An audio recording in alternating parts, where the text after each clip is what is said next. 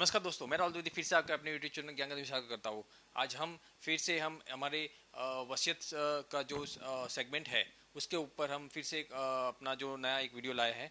तो ज़रूर आप इस वीडियो को अंत तक बने रहिए और ये वीडियो खास महिलाओं के लिए है। ये महिलाओं के जो वसीयत के रिलेटेड जो भी जो हिंदू सक्सेशन एक्ट में जो हिंदू उत्तराधिकार का जो नियम है उसके अंतर्गत क्या क्या चीज़ें उनको ध्यान रखनी चाहिए और उनको वसीयत क्यों करवानी चाहिए, यो इस वीडियो में हमें बताया है। सो आज का हमारा जो टॉपिक है, महिलाओं को जरूर बनानी चाहिए वसीयत। अगर वो चाहते हैं कि इस वसीयत उनकी जो स्व अर्जित प्रॉपर्टी या कोई उत्तराधिकारी की प्रॉपर्टी या उनकी गिफ्ट मिली हुई प्रॉपर्टी को अगर वो अपने मायके वालों के साथ शेयर करना चाहती है या किसी अन्य पर्सन के साथ शेयर करना चाहती है जिन्होंने उनकी या तो सेवा की है या उनकी हेल्प की है या किसी भी तरह से उनको उनको सहायता की है और वो चाहती है कि उन लोगों के हाथ में उनकी प्रॉपर्टी जाए, तो आप जरूर इस वीडियो को जरूर देखिए और आप जरूर इस वीडियो को अपने और महिला साथी और अपने महिला रिश्तेदारों को शेयर कीजिए ताकि उनको अपने अधिकार के बारे में मालूम पड़ सके। So let's start today video. इस वीडियो में हम बताएंगे कि आपको 3 एग्जाम्पल के थ्रू आपको बताने की कोशिश करेंगे कैसे आपको वसीयत बनाना जरूरी है। इसमें मैंने पहला एग्जाम्पल जो लिया है वो है मिसेस आंट का। मतलब एक मिस्टर सी है और मिसेस सी है। मिस्टर सी की जो आंटी है वह एक टीचर है। उनका कोई सक्सेसर नहीं है, मतलब उनका कोई पुत्र या पुत्री नहीं है, उनके कोई डॉटर सन्स कोई नहीं है और वो एक विडो भी है, मतलब एक विधवा भी है। तो उनकी जो सेवा है मिस्टर सी ने, मतलब उनकी मौसी की सेवा मिस्टर सी और मिस्टर सी की धर्मपत्नी ने दोनों ने मिलकर की थी।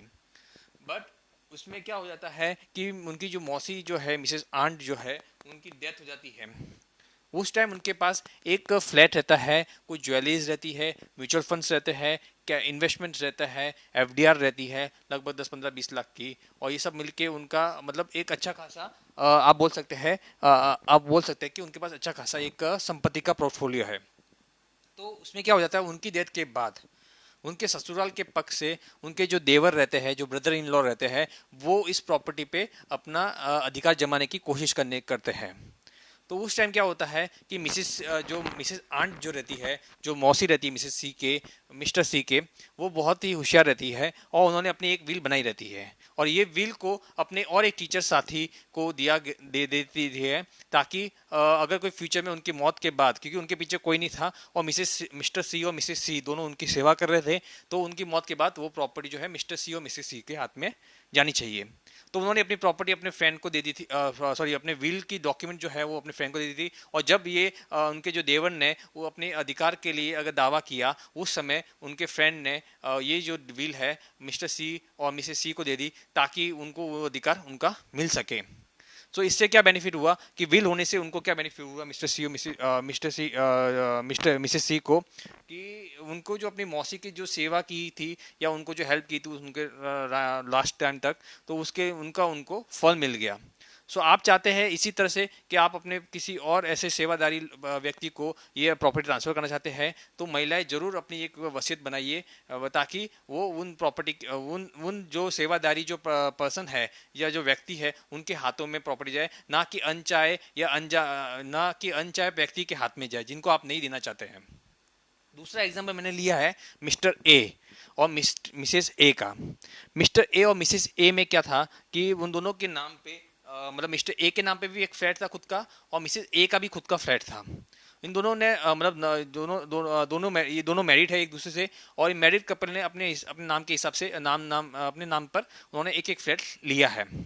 इसमें क्या होता है कि कुछ टाइम बाद वो दोनों कुछ कार एक्सीडेंट में उनकी डेथ हो जाती है। तो इसमें क्या होता है कि जो मिस्टर ए का जो प्रॉपर्टी है उस पर तो हक उनके परिवार वालों का हो जाता है, जैसे उनके माता पिता हो गए, उनके भाई या उनकी बहन जो भी रहेगी उनके बाद उनके उनके हाथ में आ जाता है। बट मिसेस ए की प्रॉपर्टी में भी उनका अधिकार आ जाता है। तो इसमें क्या होता है कि मिसेस ए ने जो अपने जो फ्लैट है उसमें अपने माता पिता, मतलब उनके खुद के माता पिता को उन्होंने रखा हुआ होता है और उनके पीछे कोई नहीं रहता है, बट उनकी सेवा उनके पास कोई और मतलब रहने की जगह नहीं रहती है, तो उन्होंने अपने फ्लैट में अपने माता पिता को रखा हुआ है। तो इसमें क्या होता है कि जो ये उनके जो एक्चुअली क्या होता है कि मिस्टर ए के भी फादर मदर नहीं रहते हैं, राइट। तो उनके जो ब्रदर है उन्होंने मिस्टर ए की प्रॉपर्टी में भी हक किया है और मिसेस ए की प्रॉपर्टी में भी हक किया हुआ है। तो ये हिंदू सक्सेशन एक्ट के हिसाब से क्या होता के हिसाब से उन्होंने इसमें हक किया हुआ है।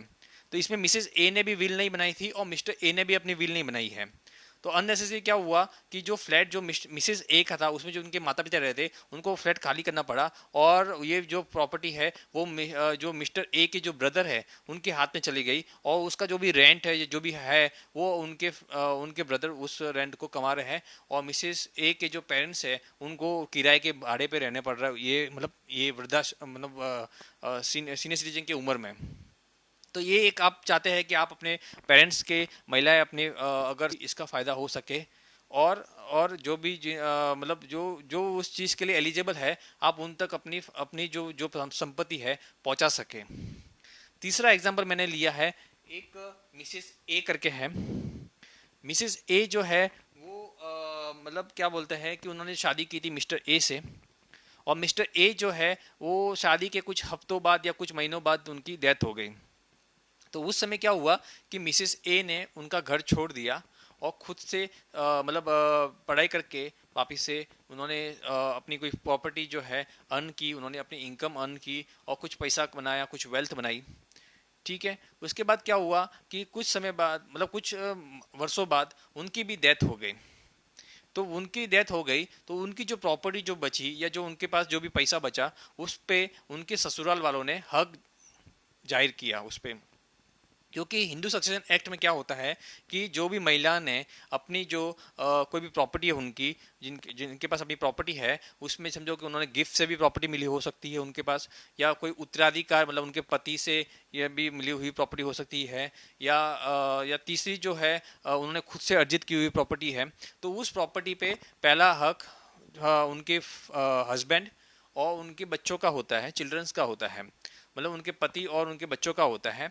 अगर उस केस में अगर किसी केस में उनके पति नहीं है या उनके बच्चे नहीं हैं तो उस पे हक जो है उनके ससुराल वालों का होता है। तो ये हिंदू सक्सेशन एक्ट के अंतर्गत आता है।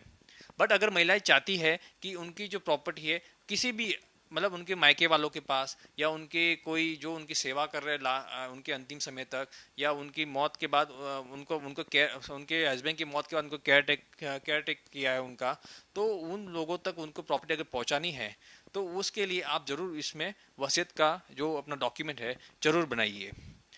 जिससे क्या होगा कि आपकी प्रॉपर्टी एक राइट पर्सन के हाथ में जाएगी, ना कि सिर्फ नाम वाले रिश्तों के हाथ में आएगी। बिकॉज कानून क्या देखता है, वो सिर्फ रिश्ते देखता है। अगर उसके पास प्रूफ है तो वो उसके पास ट्रांसफर हो जाएगी, वो परिस्थितियां नहीं देखता है कानून। तो आप जरूर अपनी परिस्थितियों को अपने अपने कंट्रोल में बनाने के लिए ये वसीयत की जो डॉक्यूमेंट है वो जरूर बनाइए, उसको रजिस्टर कीजिए। और अगर आपको ये नहीं मालूम कि वसीयत के डॉक्यूमेंट बनाने में क्या क्या आपको चीज़ की ध्यान रखनी चाहिए और वसीयत का डॉक्यूमेंट क्या होता है, तो आप जरूर हमारे जो प्रीवियस जो 2 वीडियो है वो आप जरूर देखिए और उसकी लिंक मैंने इस वीडियो के डिस्क्रिप्शन में दी हुई है, ताकि आपको आइडिया आ सके कि वसीयत बनाते वक्त क्या ध्यान रखना चाहिए और वसीयत के बारे में क्या आपको नॉलेज मिल सके।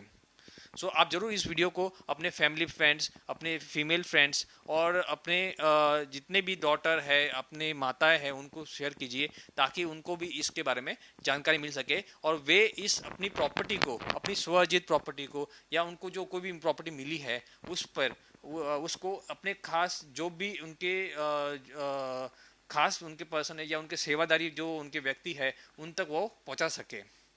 So thank you for watching this video. जय हिंद, जय भारत।